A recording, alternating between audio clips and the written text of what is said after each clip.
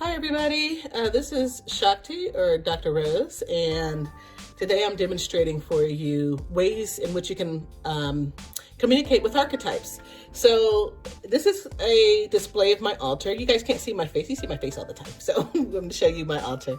And this is one of my altars. I have 3, and basically what I want to portray here is a general way in which you can have an altar or a sacred space for an archetype.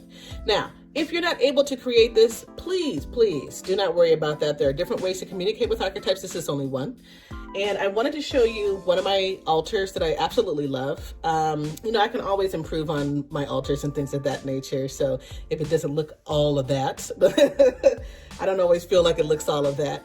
And that's okay. But what I want to show you are some of the basic elements. And these are elements that you can find all across the world in different traditions where they have an altar or sacred space to an archetype. Now, of course, that varies, in terms of the specifics, but there are some general things. So one thing that you might notice by looking at this altar in particular is that altars tend to represent elements in nature. The 4 elements in particular, so there's water, there's earth, there's air or ether, and there's fire. And so you can see the fire here. I have a candle. This is actually a ghee candle that I use. It has ghee oil in it, and I use this with the, specifically with these particular archetypes that are from India or the East. And ghee is a type of offering that you can have. And you can see that's a little pink color here, holder. Also, there's water. So here's water that I offer as well. I offer it as a drink. You would want to offer it in a clean glass as you would offering water to a special house guest. Over here, you will see, air is often, okay, let me switch. So air can often be offered as incense. Air is also ether. I'll explain that in just a second, but a lot of times I will, depending upon who I'm, being in contact with, use incense. You can just kind of put the smoke everywhere. Okay. You can't see where I'm holding it because I have it on a holder off the camera. And then also there is, I'm not going to pick this up because it's really delicate, but if you can take a look here, there is a flower. That's over here. It's a pink flower. Hold on, let me move the little Ganesha. You can see a pink flower. I offer flowers. Flowers are very connected to ether, to space, to the cosmos. And they have a very high level vibration, so it's great to provide them as an offering. Flowers are often common on many altars in the world.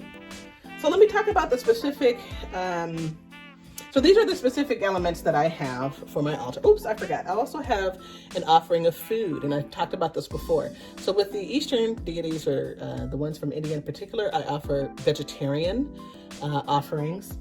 Vegetarian, milk is okay, but typically not eggs or meat or anything like that. This is dried fruit, and you have some nuts in here, and it makes a wonderful offering for them. Something that they all can consume. You don't have to have one for each archetype that's here, and I'll go over that in just a moment. Just having one that has, a dish or this is, it is a shot glass, just to let you guys know. But I don't use it for drinking, so it's really dedicated to them. I use it as a container.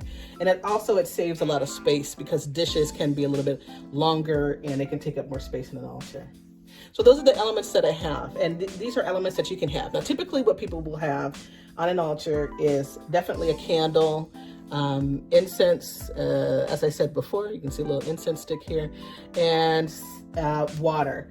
Sometimes they'll have flowers as decorations or something like that, right, as well. So those are the elements. Sometimes people put plants on their altar as well. And it could be a special plant that's related to that particular archetype.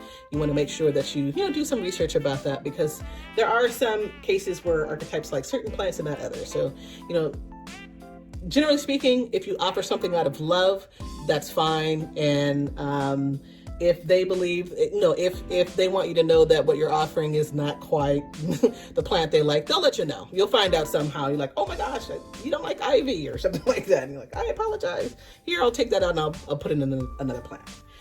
Okay, so what's on my altar here? This is actually my wealth altar, and you can see up here, you can't see the full one, but I have in another video where this is actually a wall tapestry from India that is of Ganesha. And Ganesha is, the great door opener. He is the elephant head god. Let me see if I can tilt the camera up without having too much vibration. He is the elephant head god, and he removes obstacles. He removes karma of all kinds. He is the closest to human beings. Dr. Pillai says he's like a bodhisattva, which is basically a being who I would say halts or halts his own elevation so that he can be closer to human beings and help them. So Ganesha is often called upon in ceremonies, like a fire ceremony or hydration ceremony, because he opens the way for everybody. So he's on my altar. Sorry about the cameras. The stand is moving around a little bit. Let's see if I can stop it. Okay. And then also this yantra, this is a huge yantra. Now, typically the Palaisana doesn't sell this, but this large yantra came from a specific ceremony that I had done a few years ago. And it is a Shreem Mahaganapati. Shri is kind of like, I wish I knew the specific meaning of it, but it's like a title in a sense. It's like a Shri. It's like a praise or a higher level of an archetype. Maha means great, and Ganapati is a name for Ganesha. Okay. Over here I have Vishnu. Vishnu is the great sustainer of the world. He is the protector of the world as well. He makes sure that life keeps going, and he is the husband of Lakshmi, who is over here. Lakshmi, I've shown this before. This is the Shreem Brzee Goddess. This is a goddess that has become, I would say has been revealed to Dr. Pillai, and then she has a three-hooded snake above her, and some other things, right there. And if you want to know more about that, I'll have a link for you in the description, so you can click on it and see her more up close. Over here is a statue of Krishna and Radha together. Radha is the soulmate of Krishna. And I think they knew each other when they were young. Krishna he's an avatar of Vishnu, and avatar meaning that he was an incarnation of Vishnu. And as you can see, there's a mala on here. It's a beautiful multicolored mala. This actually has a image of Krishna down here. That's a mala for relationships. And this statue is actually, glows in the dark, which surprised me one night. I was like, where's that light coming from? Is this a sign from God? Then I realized, oops, it's a statue that glows in the night. So, anywho, this is his yantra right here. And then over here is a particular yantra. I'm going to see if I can pull this up and make it closer to you. You see it has specific numbers. Sorry, the numbers are kind of backwards in the video, but these numbers are special numbers. This is a Kubera yantra. Kubera is the great banker of the universe. And this image right here, it's the laughing Buddha. Golden Buddha with money or whatnot. And yeah, he's happy. He's my image of Kubera right now, because I don't really have a specific one for Kubera. So if you take a look at this, most of the archetypes that are here have to do with wealth and prosperity. And you can't tell this from the video, but all of the statues and yantras are facing north. North is the direction of wealth.